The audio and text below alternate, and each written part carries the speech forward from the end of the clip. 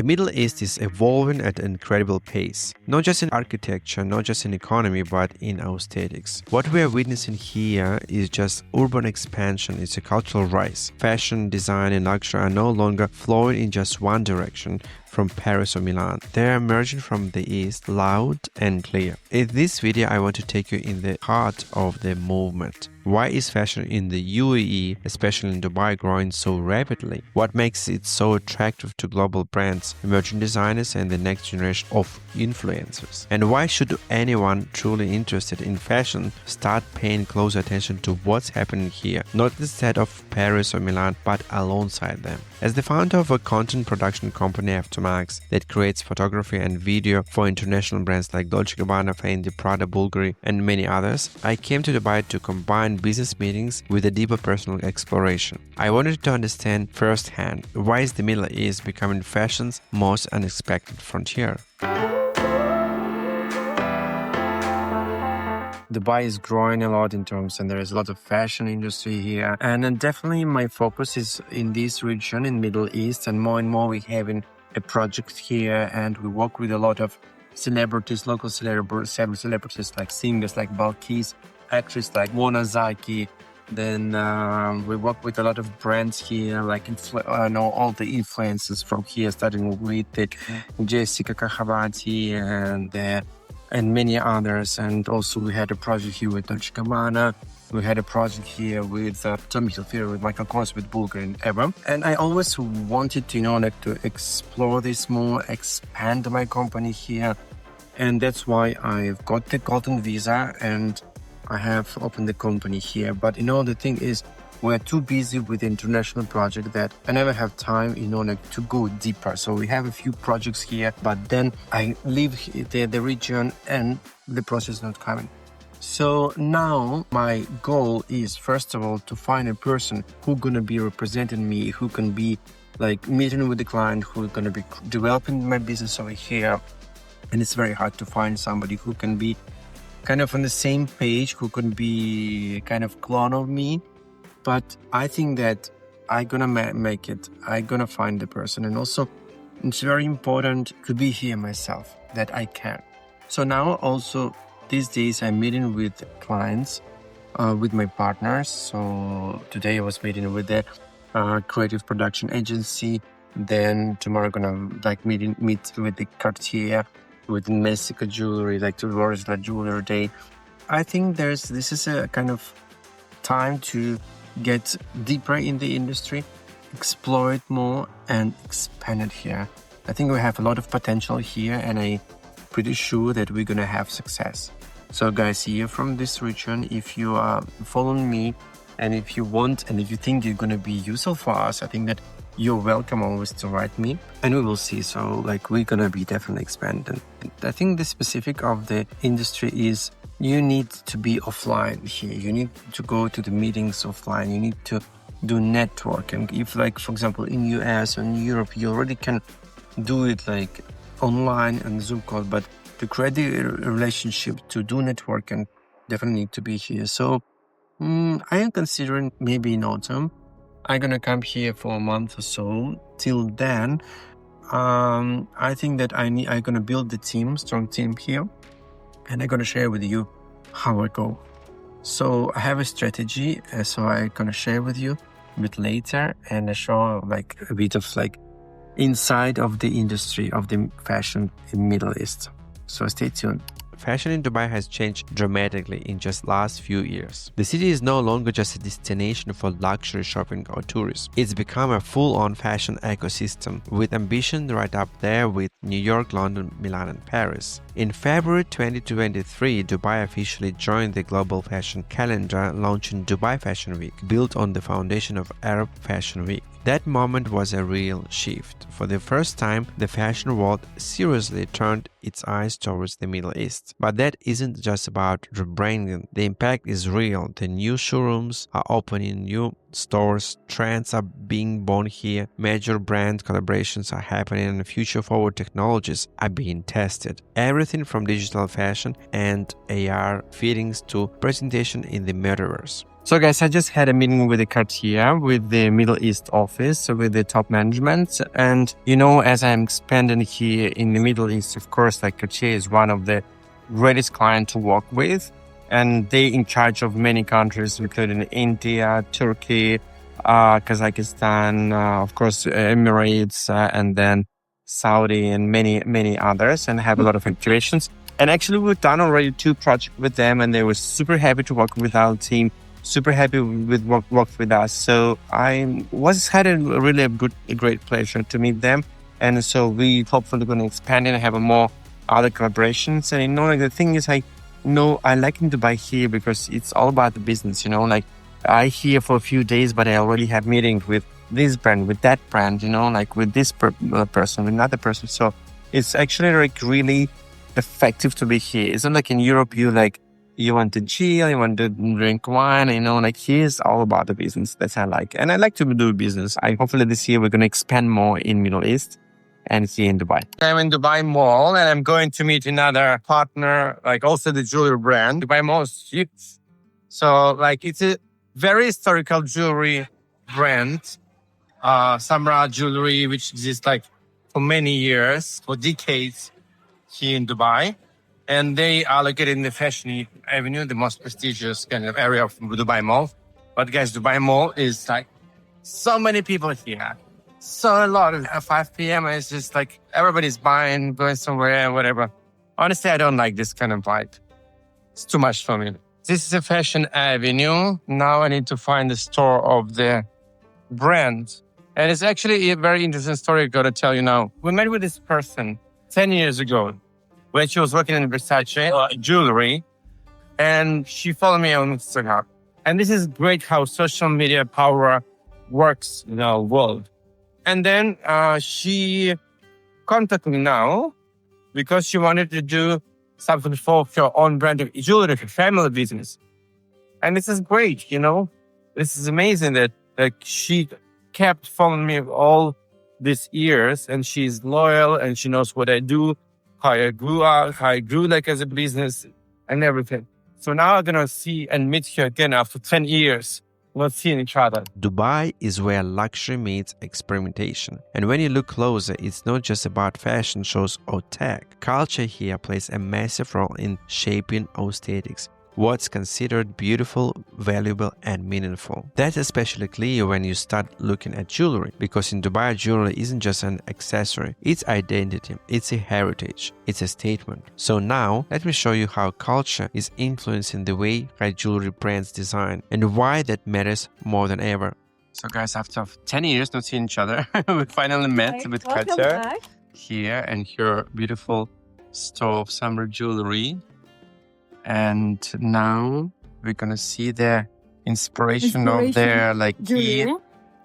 Is the art of orientation, and it's all about arabesque motifs and Islamic art, like really old vintage art is where we get all our inspo from. That used to happen in the past. Like look at this pattern. Yeah. This reminds you of the Hambra, right? A lot of patterns that we use and that existed. That we take inspiration of. Even when it comes to stone, and these are all stone inlays, you know, sometimes they're enamel into these architectural site. Like look at these tiles. Wow, that's beautiful, yeah. And look at this, it's like the 14th century, it's like ages ago. It's even like the arch. Yeah. You can see it in our store. Yeah. Door. So basically it's the oldest, can I say Arab brand? Yes. Yeah, like Arab brand who exists like for 80 years. This is our best seller. So what we were looking at in the book. I love this is I love. This is I love. This is what happened and how we got derived. Yes, this one. Into this is key also here. And the key is our own take, so you can see some arabesque motifs inside. Come and see the key. And also the heart. You can see that we did a little heart. Yeah. But also geometrical. We stayed in the same field of geometry. I mean, if you like do this necklace, for example, for Khan, with some stones, it could be nice, like with the open necklace. Yeah. Motifs inside, like it has like really nice intricate details. Do you have the diamond version? Wow, that's beautiful.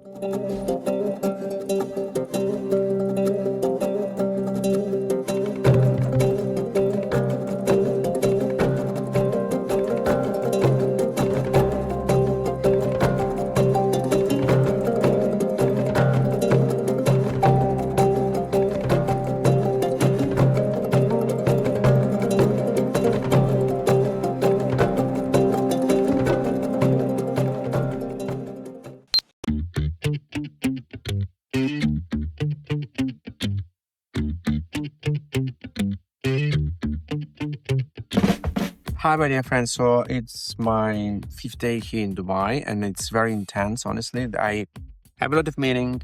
I'm meeting with the brands. I met with the Cartier. I met with another junior brand. I met with the well-known actress and the star of the reality show Dubai, Blink Dubai, like Mahira.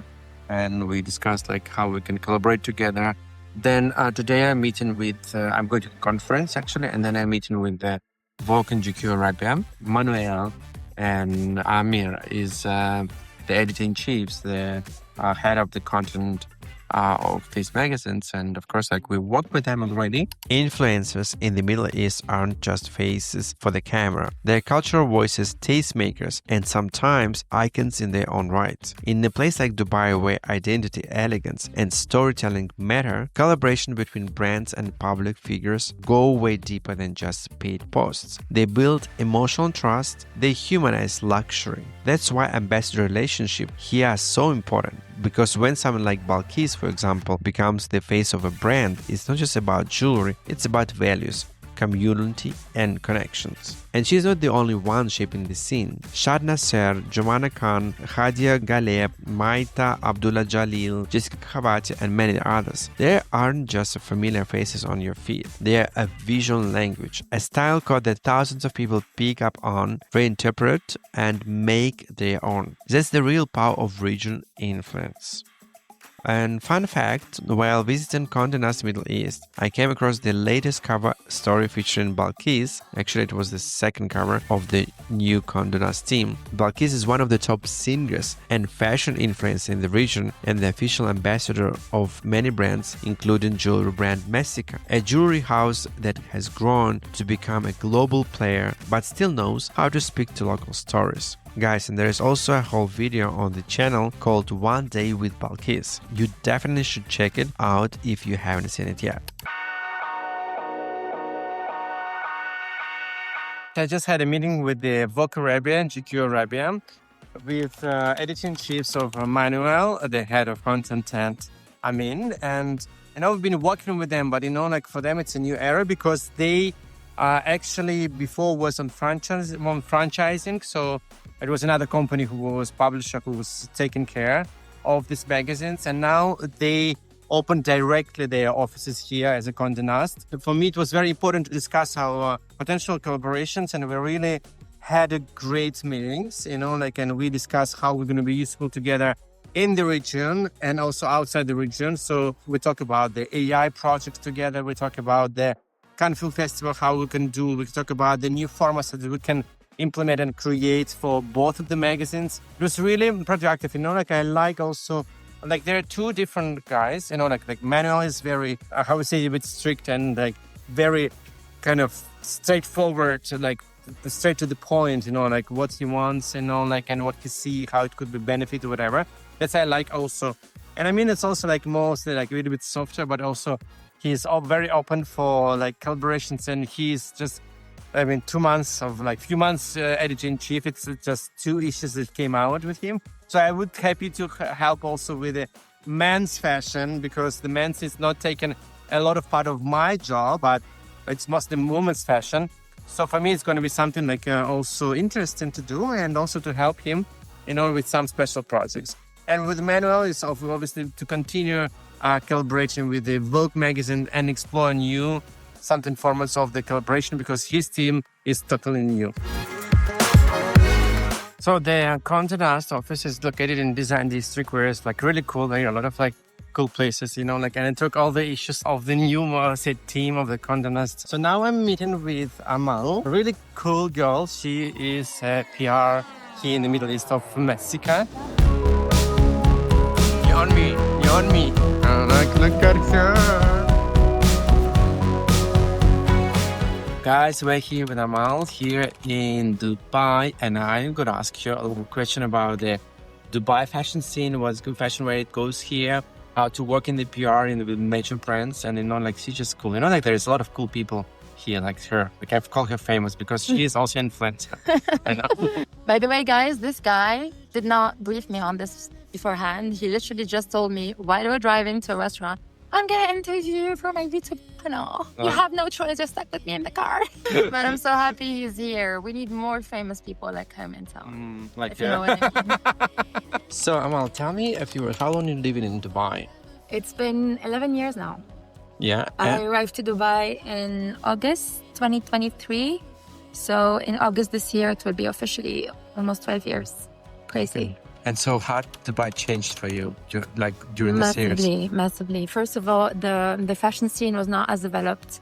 So, it was a kind of like a small group of people. We all knew each other. But now in the past year, I'm sure you've seen how many tourists and new residents Dubai attracted. So with that being said, we have a lot of fresh blood in the scene. We have a lot of brands that opened offices here. We have a lot of PR agencies that emerged, a lot of creative talent that moved to the city, from photographers, videographers, fashion designers. Everybody wants a piece of the city. And that's how, in the industry, it has changed massively. Do you feel like it's still like kind of local compared to the like Paris, Milan, and other like big cities like New York? There is still 100% a local touch. And that's what I think most of the PRs here, they try to explain to HQs, is that there is a huge nuance between the global scene and the Middle East in general. You do find, of course, the type of talents and the type of aesthetics that you can find in major cities like Milan and Paris, but there's also the Arabic touch that I'm not sure how to translate it to your viewers properly. But there's definitely a nuance. Arab Fashion Week has shown that in a big way. It was a beautiful kind of success story of a platform that offered space for Arab designers to showcase their talents, and also started bringing in major brands like Carolina Herrera, Roberto Cavalli. We have Le Benjamin, which is a Turkish brand that also showcased their designs here. This kind of platform is showcasing to the world what Arab talents and Arab brands look like and what they're able to provide and offer the fashion scene. And it's also trying to bring in the international brands to showcase what the city can offer them. What do you think about the influencers market, about the influencers, about celebrities? Because you're working with the PR, you're working with all of them. Compare to the international scene, how is developed as well? The PR here is probably more difficult than a lot of the other markets. Why am I saying this? Is, for example, if you're doing PR for France, it's very clear to know you're dealing with French people, or you might be dealing with expats that lived for a long time in France and they have a certain following in France. Over here, because Dubai is a cosmopolitan, it's attracting so many different nationalities. When you do PR, you're doing it in Dubai, but you're actually focusing on the whole Middle East.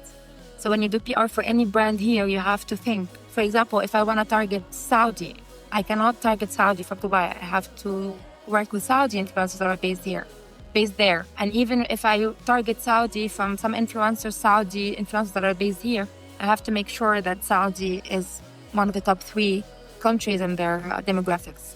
I have to think, when I do any PR in Dubai, in particular, of the Russian demographics, because we have a lot of Russians living in Dubai. I have to think of the Indian community. I have to think of Arabs, specific Arabs. Which Arabs do I want to target? Because it's a cosmopolitan, you have to kind of work with a wide range of talents that kind of showcase multiple aesthetics, so that you don't alienate any kind of community, so that you have someone that can be relatable to any kind of nation or demographic that you're after. Can you think about your top 5 favorites?